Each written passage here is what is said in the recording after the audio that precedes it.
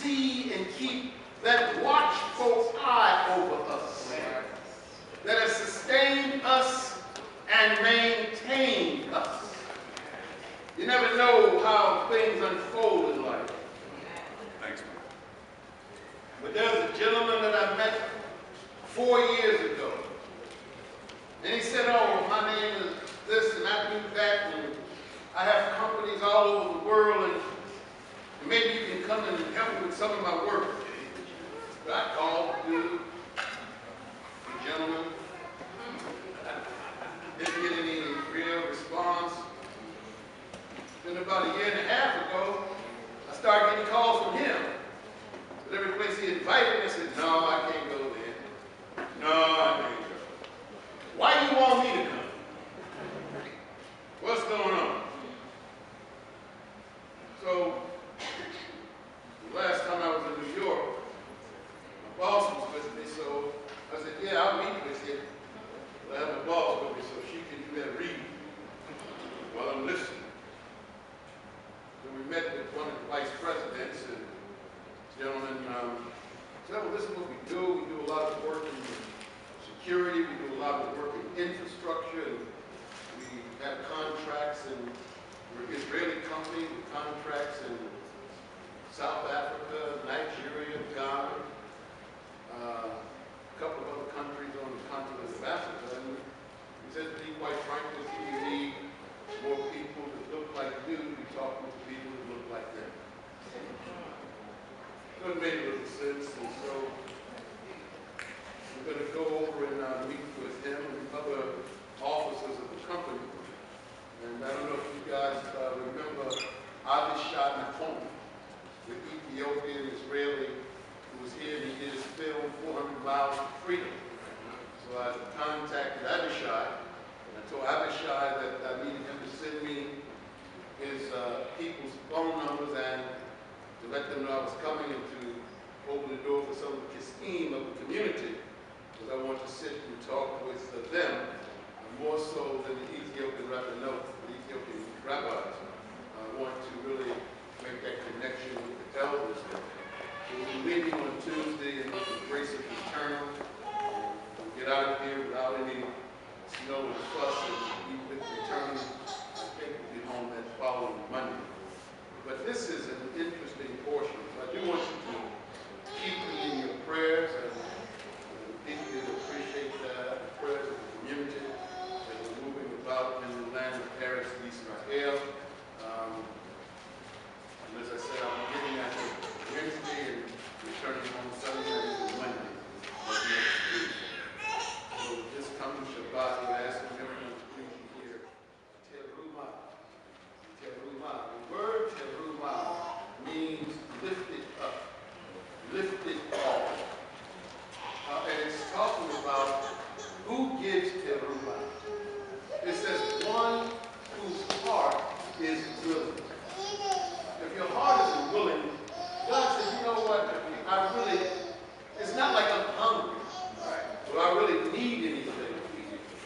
Because eternal is not. But it is, whoever's heart is sincere, whoever's heart is willing, that person should be willing to give. And not just to give your worst first, but to give your best first.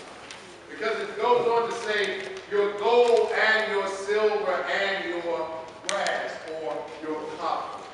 So we are to think about giving to God that which is our best, first and foremost, as opposed to simply that which is left over.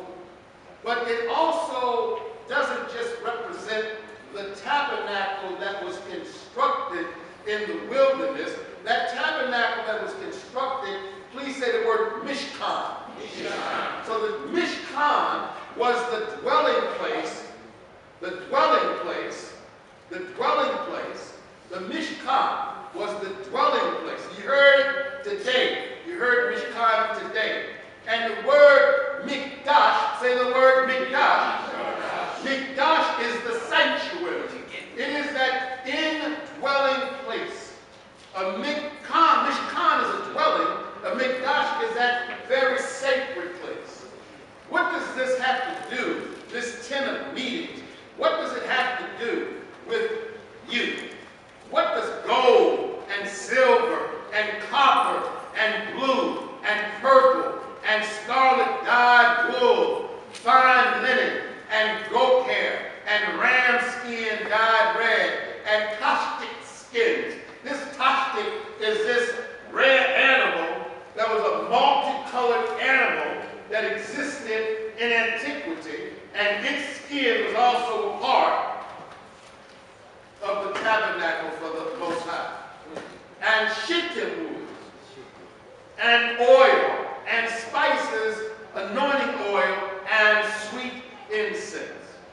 the masters say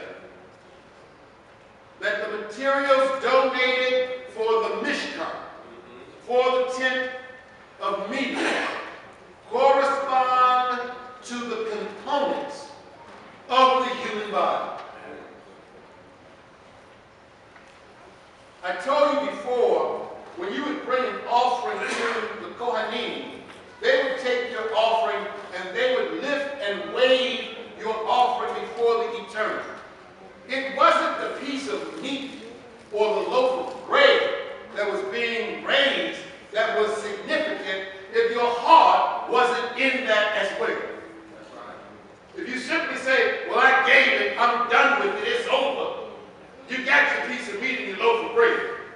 Go on and eat, leave me alone. Doesn't work that way. What parts of the body do the rabbis say these elements in the Mishkan are equated to? They say that the gold equals the soul,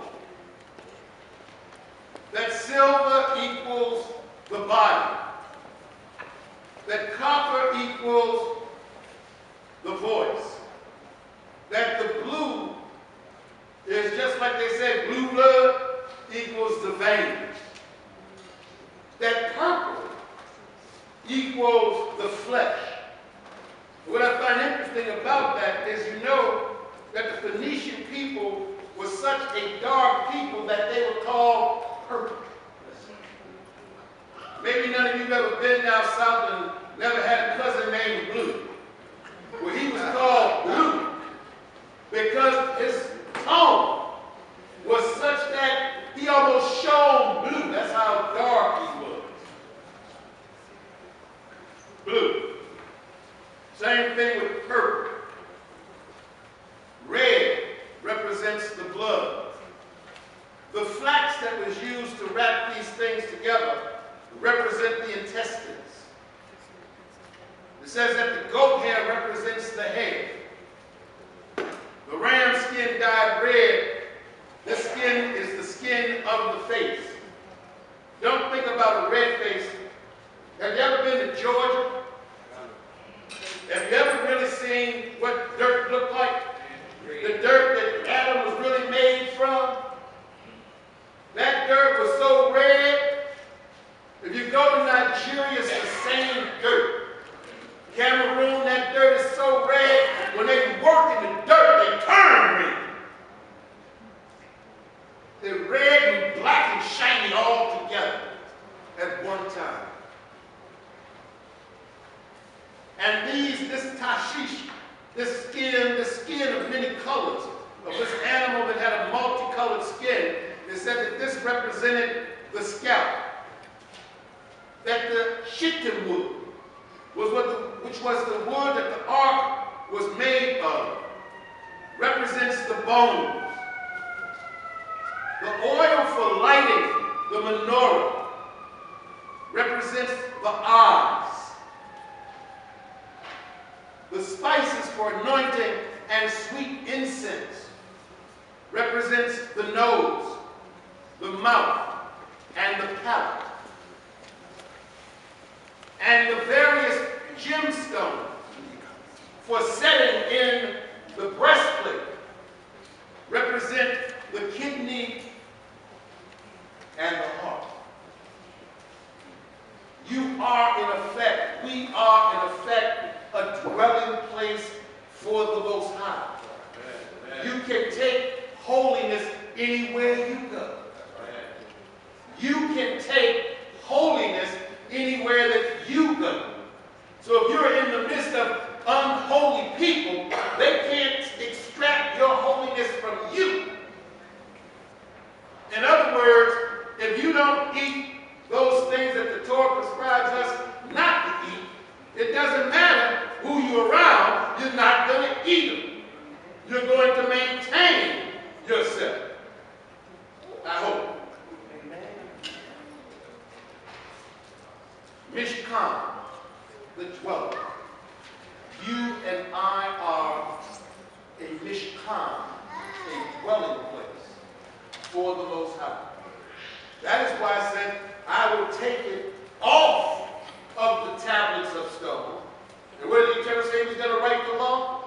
On the heart, on your inner hearts.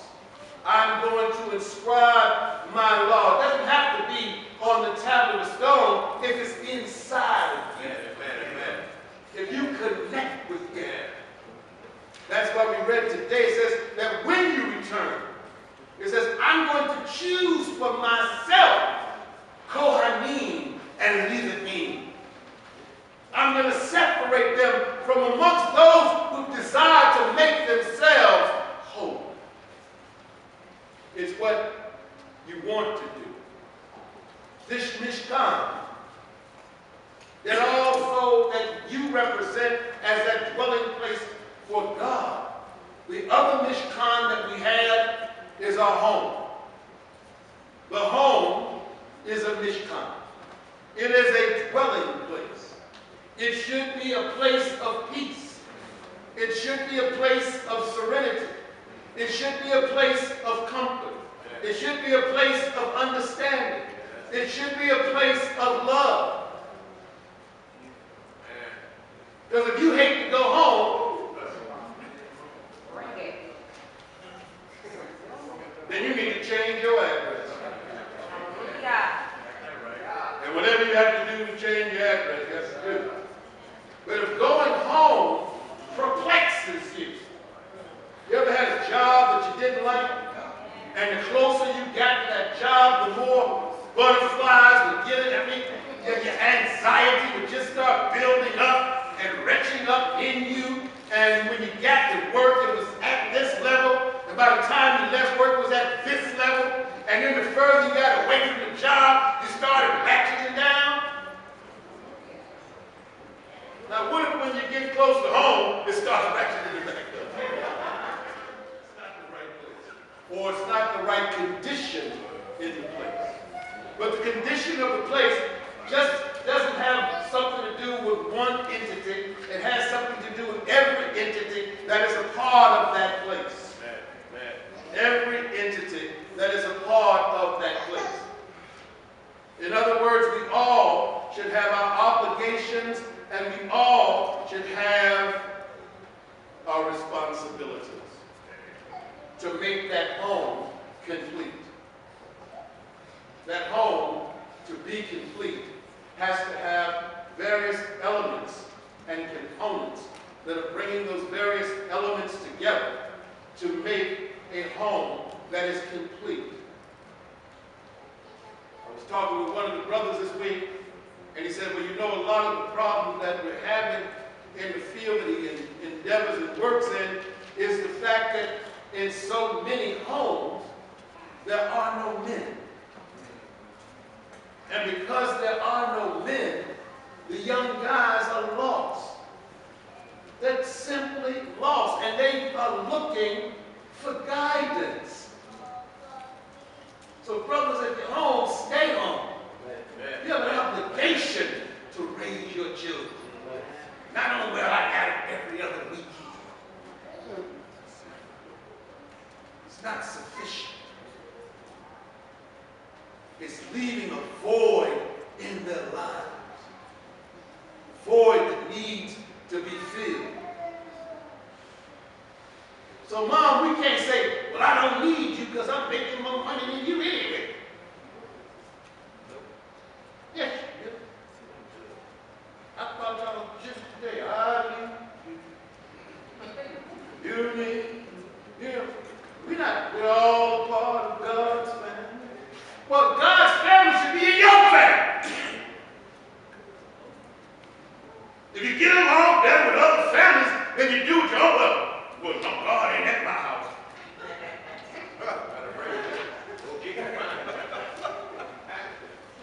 Well, that's not God's fault. That the eternal is not in your home. Your home, too, is a Mishkan. I want you to go to a couple of scriptures with me. What is the Mishkan, the temple? The temple. Exodus 25 and 8.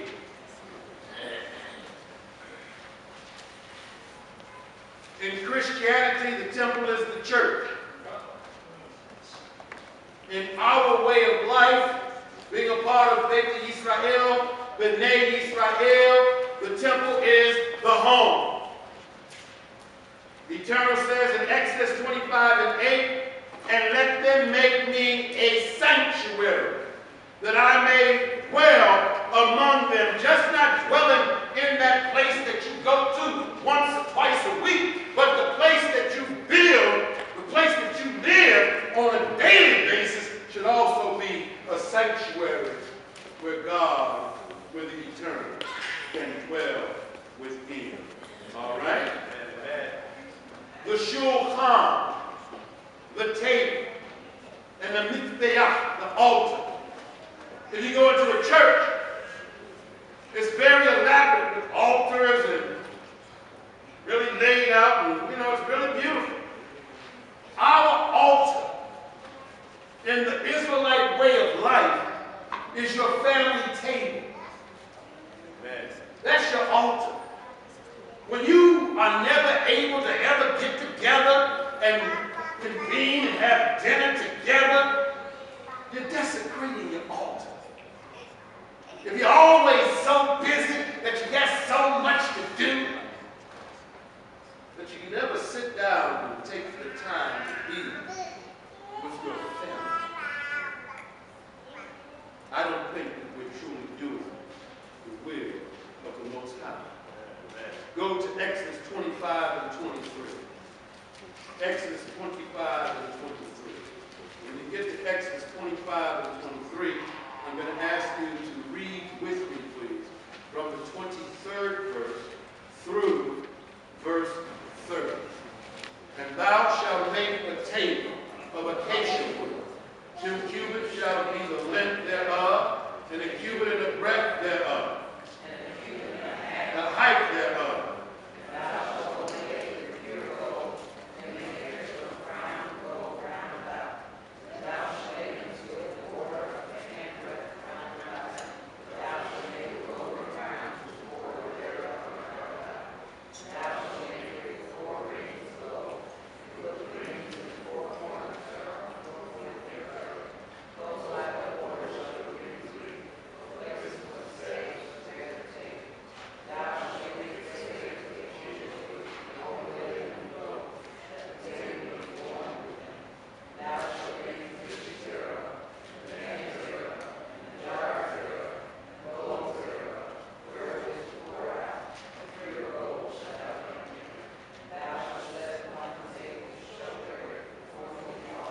So now this table it's laid out.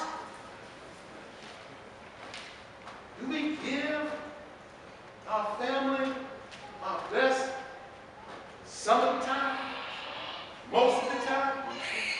None of the time? Once in a while time? Pure gold. Remember, the gold represents the soul. So if the gold is representative of the soul, what do you offer? If you don't want to eat it, don't eat it.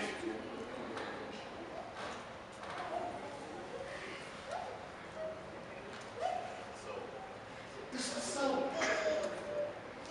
And what we give, and what we offer, and what we do. Now, the next, it talked about wine. That's in Numbers 15, but we don't have to go and read it. The yayin, the wine, in the church, they have communion. The wine for us is not about communion. It is Kiddush. It's the consecration of the Shabbat. So when we consecrate the Shabbat, on Erev Shabbat, we light our candles and we help in fulfilling that consecration by just having a cup of grape juice or a small cup of wine to consecrate the Shabbat. It's not a sacrifice. We're some Christians visiting us one Erev Shabbat, and They were, took out the wine and poured a few cups of gold. No, don't go there. This isn't communion. This is not the Eucharist. There's going to be juice when they go in and juice when they come out. It's not going to go in juice and then get in your body and turn blood. They're not going to do that. Okay? Not for us. Whatever another group's belief system is, that's what it is. But our belief system has nothing to do with that. There is no connection between drinking a cup of wine, making kiddush. Just like eating bread, when we eat the bread and we make the motzi, it's nothing but bread.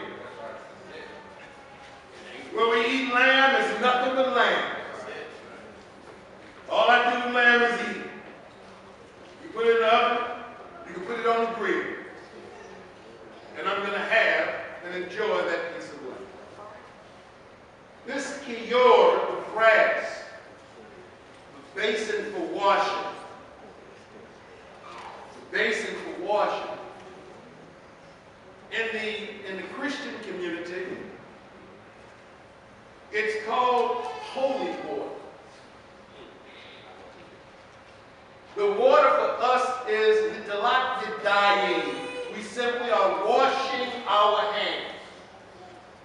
We're simply washing our hands because it is a measure of cleanliness. Amen. And somebody said it, that it's next to godliness. But if we are seeing a demonstration of how little people are really taking care of their hygiene. If you know that you have some infection, why wouldn't you cancel your trip? Why would you go on a cruise in an enclosed environment and infect over 600 more people? There's a level of sickness that you have, and you have a viral infection. Don't go to work. Don't take disease out the door and spread it to others that may be even more vulnerable than you are. Cancer. Go the next time. Get better before you make the trip. The showbread. We talked about this a little bit. In the Christianity, it is communion. And it does what we said the wine does.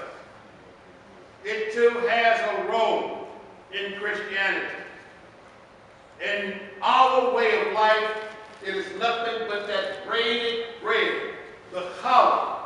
And what does the word challah mean? What does the word challah mean? It means bride. This braided bread means bride. Why is it a bride? Because the woman, when she gets married, is called halal. And she is supposed to be twisted, bound, braided together, intertwined with her husband.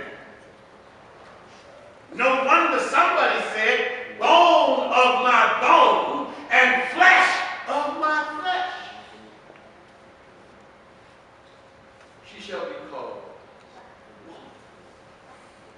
She is a part of my being, or she comes from me. So the color is this braided braid that is only separated from the tail. That's why it looks so beautiful. Malach. Malach. Malach is salt.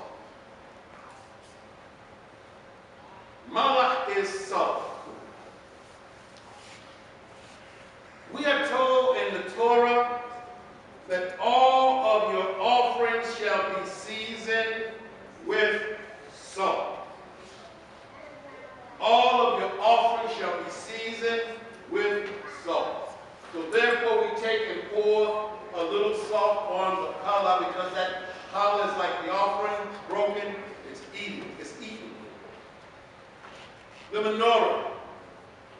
menorah represents, in our way of life, the Shabbat candles. To kindle Shabbat candles is to bring about a sense of time of separation, to sanctify the Shabbat, to make it holy.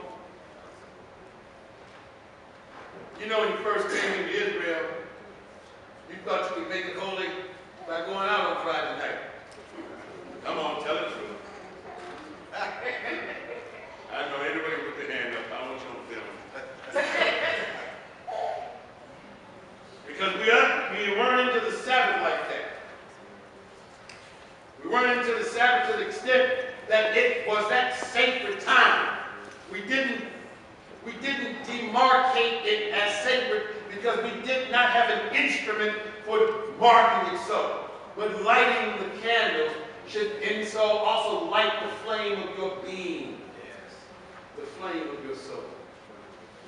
That you are moving now into a separate time. A very distinct time. And the bracha. The bracha, if you look at Numbers, in the book of Numbers, and you go and you see Numbers 6 and 22, we're going to see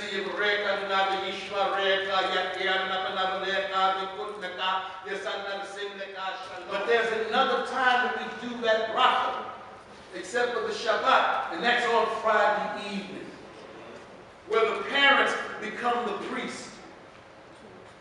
And we put our hands on the heads of our children, and we say, may God make you like Ephraim and Manasseh. May God make you like Sarah, Rebecca, Raquel, and Leah. May the Lord bless you and keep you. May the Lord cause his countenance to shine upon you and be gracious unto you. May the Lord turn his countenance upon you and bless you with peace. You bless your children. And they wonder that this sacred time, this is something that my mother, my father, that they give to me to mark this time. The Kohanim, the priest. In Christianity, it's the clergy. In our way of life, it should be the parents. They should be the first priests to teach, to imbue, to endow in their children a sense of understanding of who they are, of where they are, of where their inheritance lies, and full, complete understanding that we nurture within them so that they are able to stand against all of the wiles that this society has to offer, and they have many, many to offer. I promise you that. And if your children are not steeped in this way of life, other things will start looking better to them. Yes. So we have to do our part, to do our best, to instill within our children, our grandchildren, and those children that don't belong to us, but they are part of us. And that's an important point for a faith community. That we must look at all of these young people as our young people. You gotta go to your mama. You have to be the mother when the mother's not there. Don't talk to my kid. You ain't their mama. And we need to sit down and talk. Because it's apparent that you've never been nowhere where our people had culture. You've never been in a spot where our people cared for each other. You were never in a spot where the people literally looked after you. I got suspended from school. My teacher wouldn't even let me tell my own uncle and aunt. He sees my uncle in the grocery store. I had to suspend you, boy. What did he do? Well, he's fighting in the class. Class suspended him. We got 3 days. He gets home. Hey! Go ahead, me.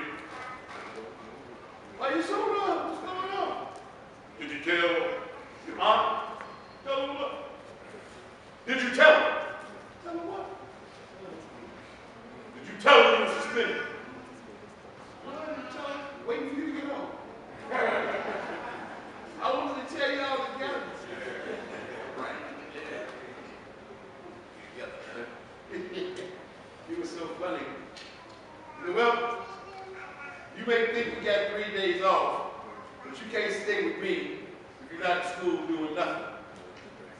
There's an axe, pick, some shovels, and all that in that back property.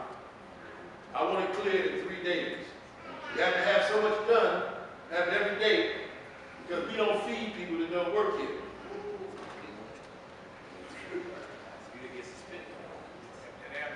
That's the last time, but in the hot sun, had to work in that field while I had to go to school. School was a better choice. And having myself and conducting myself in such a way at school, not to let anybody make me do things that were foolish that I really didn't want to do. And then I was going to have to pay the consequences of it. So we are the Mishkan. And your home is a Mishkan. And all that we are, all of the holiness that we possess, we bring into places. You have to allow the eternal in, because where does the eternal actually dwell?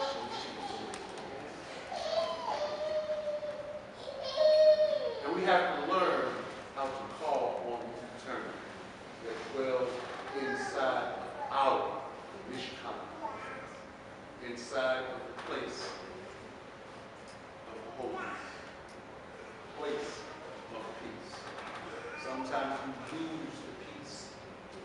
You never lose it to the extent that you cannot get it back, that you cannot make teshuvah, that you cannot repent, that you cannot return.